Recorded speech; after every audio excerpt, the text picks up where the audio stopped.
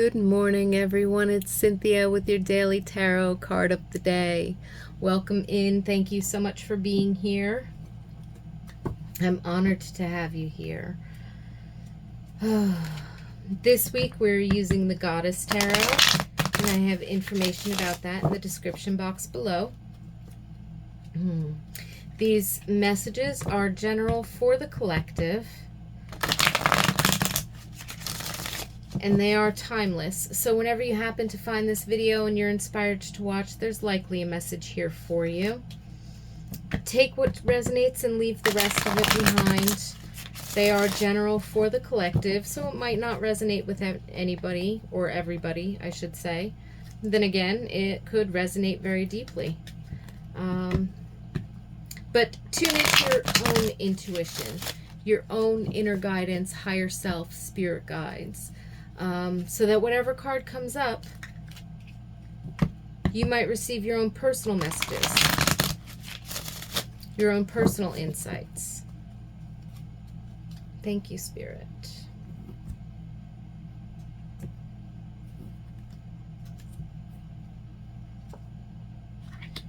Well,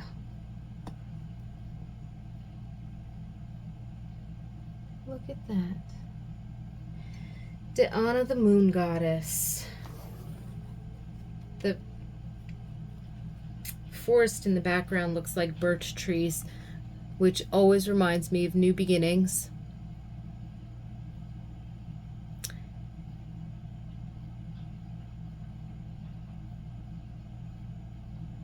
Diana, the huntress. So in traditional tarot, the moon card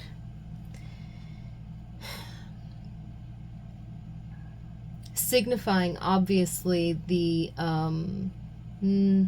intuition, collective unconscious, the subconscious mind, etc., etc., the unknown, and particularly the unknown aspects of ourselves, right? And a lot of people feel like that's the place where our fears and our limiting beliefs might live, because they go unnoticed. They're so easy to operate under, the habits, whether they're good or bad habits even. But they become rote. They become unconscious, almost like a self-hypnosis or programming of some kind, right? And sometimes that can be scary, the unknown in the darkness that's illuminated by the moonlight, or at least illuminated by full moonlight. You know, that unknown or unconscious can be off-putting. It can be scary. It can be difficult to deal with. It's tough to see in the shadows, because they are shadows. But I think Diana, and I think being the huntress goddess of the moon, being a goddess of protection and wisdom, and even though I know the owl is often associated with Athena, I feel like there's owl energy here with Diana as well, because of their ability to quote-unquote see in the dark. There's that ability to see through illusions, or to see with our internal senses rather than our eyes. Because if there's no light and it's darkness, then we need to use other senses, our hearing, smell, physical sensations. And that requires a certain amount of stillness and meditation and development of the intuition. So between being protected by Diana, having the new beginnings of the forest, and getting this sense or this feel of owl energy. And you might want to look up, I mean, if you want to look up tree symbolism, look up for birch. If you want to look up Roman mythology and look up Diana, you're more than welcome to. If you want to look up Greek mythology and look up Athena, because we picked up on the owl, you're more than welcome to do as well. Or if you want to look up owl medicine.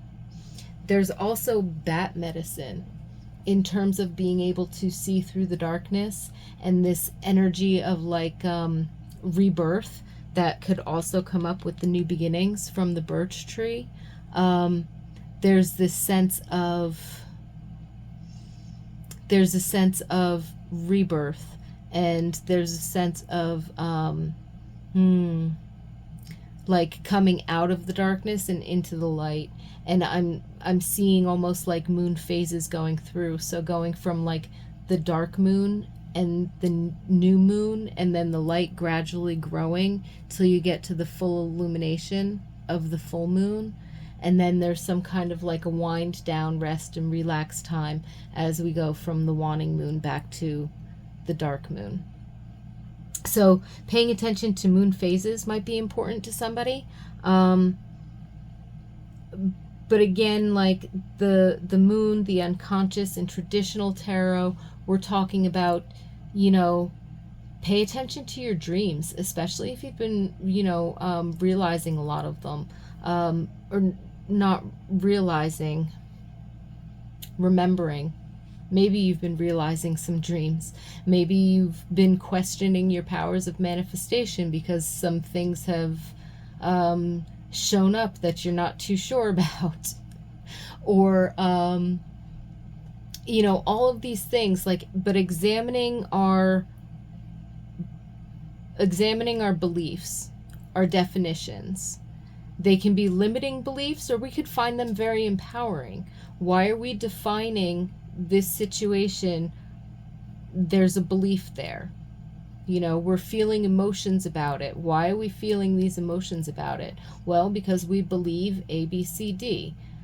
What is that defining? What's that definition? And that's an indication. It's not about right or wrong. It's about refining how you work with your own energy in terms of building a dream, achieving a goal, accomplishing some kind of success for yourself, or handling certain challenges, breaking certain patterns. These different things that have become, you know, either where we feel stuck or where we feel like we want to get better at. You know, there doesn't have to be a problem. Sometimes we just want to improve because we know we can. You know what I mean? So a lot of symbolism popping out of this card. There could be a need for meditation or taking within time. I'm seeing that looks like snow to me on the ground, and it could be getting ready to melt, but between like leaves on the ground, this kind of looks like autumn into winter, possibly winter melting into spring. So I'm feeling like this need for quiet time, or this need to rest or reflect. So taking some alone time for reflection, maybe journaling, like train of thought, you know, sort of free form. It could be brain dumping or brainstorming, not necessarily around a particular project, but it could just be getting everything on your mind out so that you have room for a new project, or so that you have room for discovering something for yourself. And again, in terms of the dreams, lucid dreaming popped in before too, and I kind of got sidetracked, I guess. But if you've been remembering, that was it. I meant to say remembering your dreams, and I said realizing. And then we went into how you could be manifesting or realizing certain things in your reality. But in another sense, if you've been remembering your dreams, you've been having very poignant dreams, or if you've been trying to practice or you have practiced any kind of lucid dreaming or astral travel, sleep state experiments with yourself, make sure that you're keeping your journal. It's not that you have to interpret it right away or try and figure something out, especially if it doesn't come to you easily or it appears to be blocked or everything you looked up doesn't resonate. But you have record of it so that when you do have your aha moment or when you do find an insight, that it'll be clear to you, there'll be record of it, you can go back and take a look at it. So no pressure on that, but I am seeing a dream journaling or meditation journaling or stream of consciousness journaling or brain dumping as being something that could be helpful. So make sure that you're taking time for yourself. You know, if you can give yourself a 20-minute walk and then you can follow it by, 10 minutes of just sitting quiet meditation, and then you might give yourself 10 minutes to, journal or jot down any ideas or insights. If you're doing dream journaling, keep it next to your bedside or however you sleep, keep it next to you so that if you wake up, you can jot it down, or even a voice recorder if you have a voice app. I'm not a huge fan of electronics very close to my bed, but I have found it useful when you can't write fast enough and it feels like the thoughts are slipping away. Having that voice app can sometimes be really useful so that you could just speak it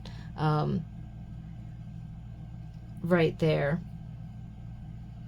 And also, if you're doing any kind of lucid dreaming or astral projection or anything like that, or even just meditating before you go to bed, sometimes having a journal just to jot some things down helps to empty your mind before you enter into that state, or it'll set you up for, especially if you're trying to train your mindset around your sleep patterns or anything else really, having the journal there, to gratitude journal before bed so that you're going to bed with a happy heart, that kind of a thing is a beautiful way of tapping into this energy.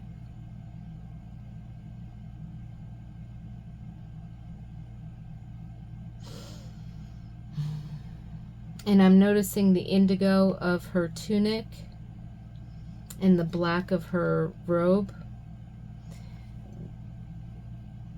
Indigo being third eye, brow chakra energy.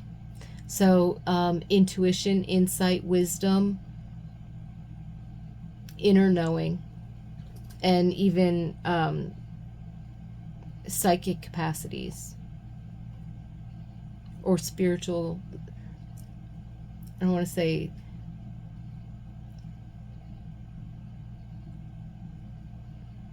yeah, we'll just leave it at psychic capacities.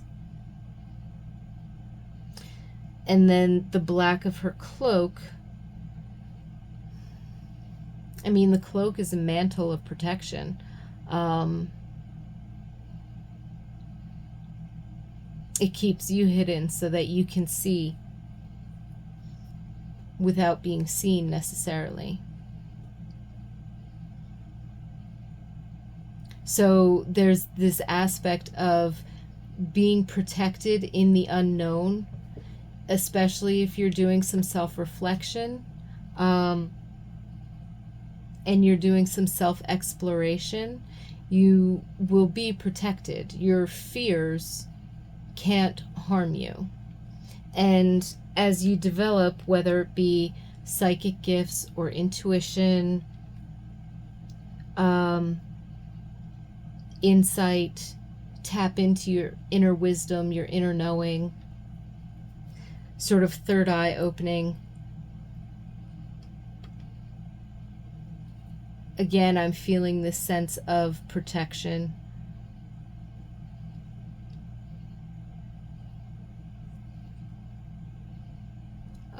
Protection as you explore things that were previously unknown, because you're working in this way of discovery. It's beautiful energy. I'm loving Diana on the moon card. That's fabulous.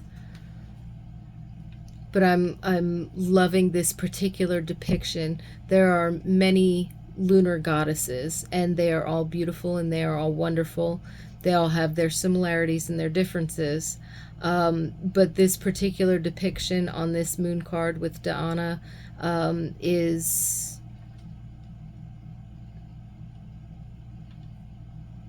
I find, pretty striking. So I'm wishing you a lot of peace and blessings. I'm wishing you a wonderful time on whatever path of self-discovery, recognition, new beginning, fresh start that you might have, and being able to clear away whatever you think might be standing in your way.